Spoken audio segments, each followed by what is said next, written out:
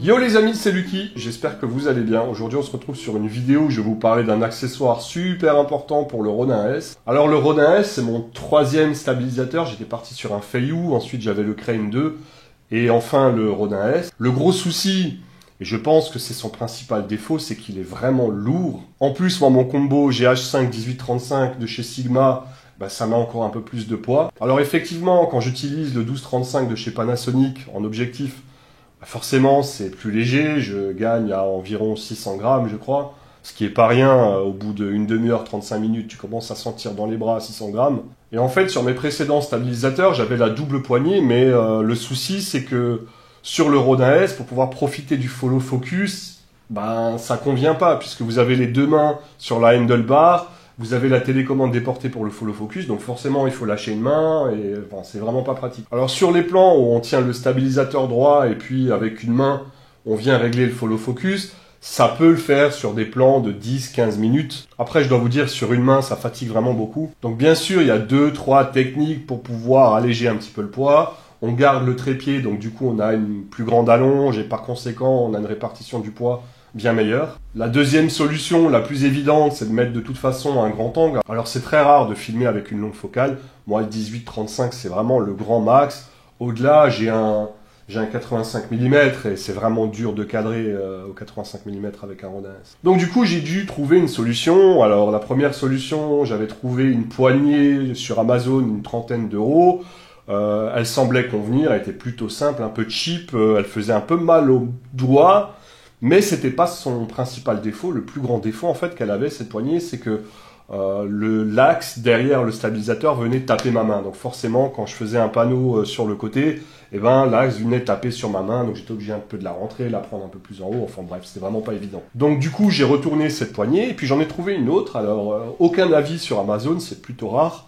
Donc je me suis dit je vais la commander, je vais voir un peu ce qu'il en retourne et puis je vais vous faire un retour utilisateur.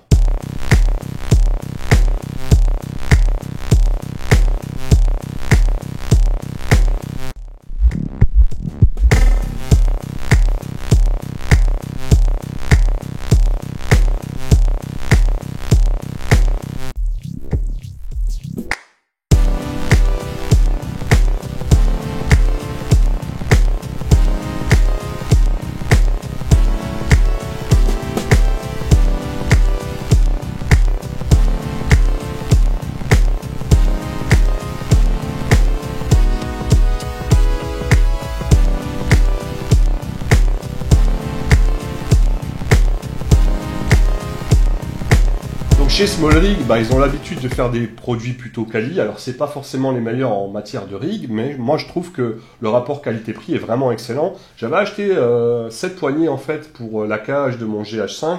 Donc pareil, super facile à mettre et pareil, réglable avec une rosette. Et puis la qualité du bois est vraiment bonne, il est lourd, donc forcément on l'a bien en main. Et ça alourdit un petit peu le setup, donc du coup plus de stabilité. Et donc dans le même acabit, on a cette poignée, donc le bois est toujours de qualité. Ce qui est sympa, c'est qu'on va pouvoir régler l'angle de la poignée, par conséquent ne plus avoir ce défaut où je viens toucher l'axe de mon stabilisateur. L'alliage du métal est vraiment léger et robuste. Au niveau définition, il n'y a pas grand chose à dire. On a la qualité de chez Small Rig. Moi j'ai tous mes accessoires en rig, que ce soit le bras articulé, etc.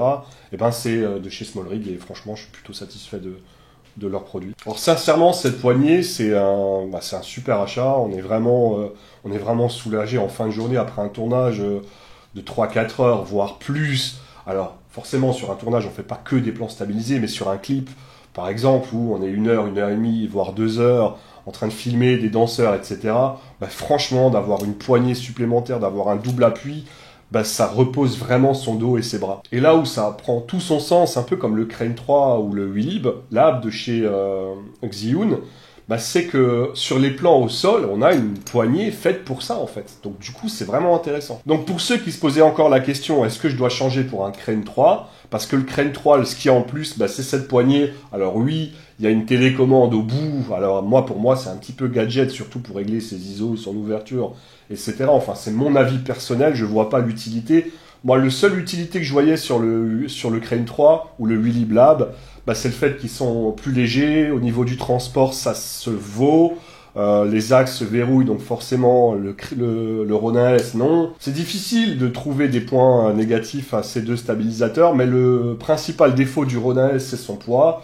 Et le principal défaut de cette poignée, ben, forcément, si vous avez un sac plutôt rempli, déjà de mettre un stabilisateur dessus, moi je le mets sur la partie avant de mon sac à dos, je l'attache avec des sangles, et du coup, ben, cette poignée, je vais pas pouvoir l'attacher avec, je vais devoir la mettre dans mon sac, donc je vais devoir créer un espace pour mettre cette poignée. C'est vraiment son seul défaut. Donc voilà, cette vidéo touche à sa fin. J'espère que ça vous aura plu. J'espère que ça vous aura rendu service. N'hésitez pas à vous abonner si c'est pas encore fait, de mettre le pouce bleu, ça fait toujours plaisir, et de mettre un commentaire en me disant si oui ou non vous allez le prendre, ou si oui ou non vous trouvez ça utile comme moi je le trouve vraiment une utilité, surtout pour soulager son bras et son dos finalement. Je vous dis à bientôt, c'est tout pour moi. Ciao!